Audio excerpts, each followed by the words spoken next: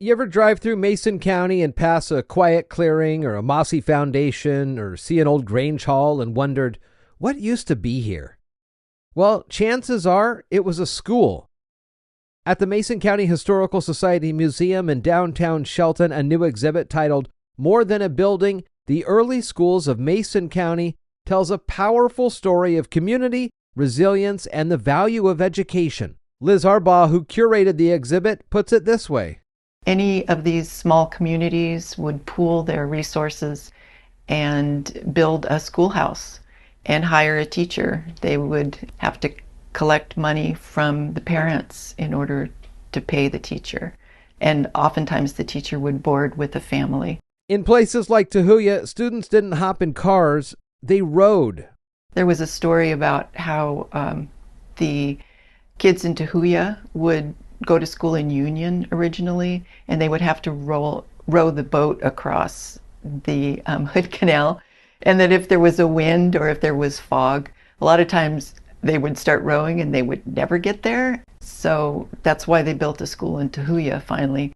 The exhibit also explores how tribal families sought out education for their kids, despite the harshness of federal-run missionary schools. The tribal families were very interested in having their children educated, but the children, this is horrific to me, the children would run away and go home, and the agents would go and collect the children from the school and pull them out of bed in the middle of the night. And schools weren't just for learning, they were the heartbeat of these tiny towns. They would use these schools for dances and for parties. They would have big Christmas parties, and they would have dances.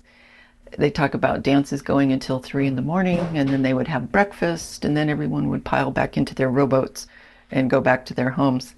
Two retired teachers, Doug and Lorna Dayton, spent over 10 years documenting every school they could find in Mason County, collecting names, newspaper clippings, photos, and memories. So what we have out for the exhibit is just a very, very small portion of the information that we have available, and it's an amazing resource. Some schools are long gone, burned or torn down, but a few still stand, like the restored Grant School off Pickering Road. Others live on in stories, photographs, and personal items on display. And we still have people who come to visit the museum and talk about having lived in Grisdale and going to school there. And it created a whole community just like any town.